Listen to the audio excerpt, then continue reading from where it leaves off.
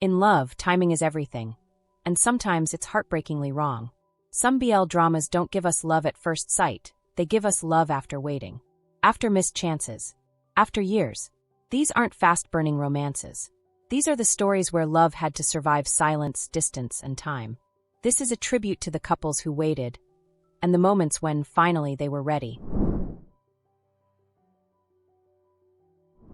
If you've ever had a first love you couldn't forget, this one's for you. Ito and Nishi meet as high school students, falling in love in that awkward, all-consuming teenage way. But life happens, and over the years their paths diverge, careers, partners, responsibilities. But the longing never fades. This drama tracks a love story across nearly 2 decades. And that final reunion on the rooftop? With Tokyo glittering below and hearts full of everything unsaid. It's quiet, but it wrecks you. It's not about dramatic reunions. It's about love that stays. Always. Imagine falling for someone who's already passed away. Med is a ghost stuck in limbo, watching life move on without him. Then comes Thun, alive, young, and able to see him. Their connection starts sweet and strange, but soon becomes something neither of them expected. But how do you build a future when one of you has no future at all? They steal moments, memories, and time, knowing it can't last. But even when their story pauses, their love lingers. It's waiting across lifetimes, and it's beautiful. Minato isn't just doing laundry. He's waiting for his heart to start beating again. In the wake of heartbreak, he returns home not to heal, but to pause. Life becomes mechanical, chores, silence, the hum of the washing machine filling the spaces where love used to live. He's not bitter, just numb, detached from the world in a way that makes even smiles feel like effort. And then Shin appears. Younger, full of bold curiosity and soft energy, Shin doesn't crash into Minato's world. He drifts in gently like something inevitable. Their age gap is there, yes, but the real distance between them is emotional. Minato, still bracing for a blow that's long since passed, flinches from anything that feels like hope. Shin doesn't push.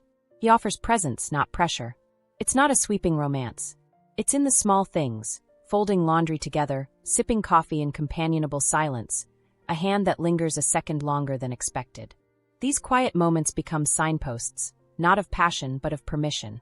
Permission to begin again. To want again. And so the seasons shift. The story unfolds slowly, like watching the first buds of spring push through winter soil. Minato's defenses don't fall all at once. They wear away, smile by smile, glance by glance. By the time he finally reaches for Shin, it isn't a grand gesture. It's something quieter, more sacred, a whisper instead of a declaration. Because this love isn't about being swept off your feet.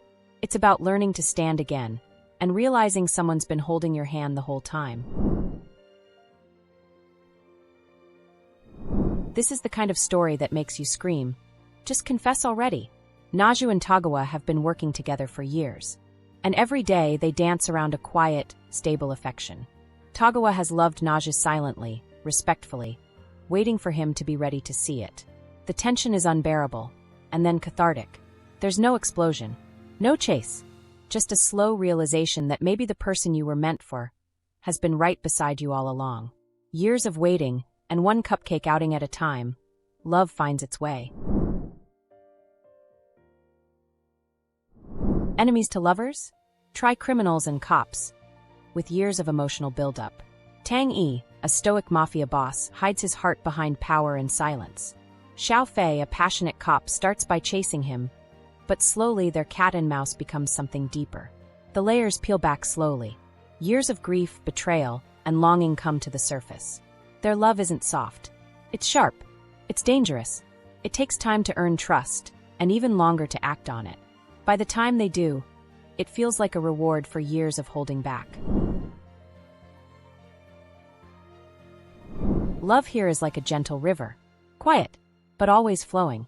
Mork and Tawan's story doesn't explode with passion. It hums steady and patient, like something too fragile to be rushed. They meet at a moment when neither is ready. Tawan, still reeling from the death of his partner, carries grief like a second skin. And Mork, hardened by survival and loneliness, doesn't believe he's the kind of person people choose, let alone someone like Tawan. They orbit each other slowly, like two people trying to learn a language built on silence. Their love is never loud. It's in the way Mork waits quietly outside the hospital with food, even when he doesn't know what to say. It's in the way Tawan's guarded smile starts to soften again, not because the pain is gone, but because someone finally makes it bearable. This isn't a story about being swept away. It's about learning to stand still beside someone after you've forgotten how to trust. It's the careful untangling of grief, the rebuilding of belief, not just in love but in yourself. By the time their hands finally meet, it feels less like a climax and more like a quiet promise. I'm here. I'm not leaving. We can begin again. And in that stillness, in that slow unfolding, the love feels even more profound, because it was never about rushing toward a happy ending. It was about healing enough to let love back in. This one hurts. Yuzuru and Koichi are inseparable. But when a tragic accident changes everything, time becomes their enemy. Koichi is no longer alive in the traditional sense, but still walks beside Yuzuru every day like nothing happened. The story becomes a quiet countdown. Yuzuru keeps loving him, even when he starts to disappear. He doesn't care. He chooses to love anyway, even if it hurts, even if it won't last. This isn't about years together. It's about waiting through the end. And it's devastating.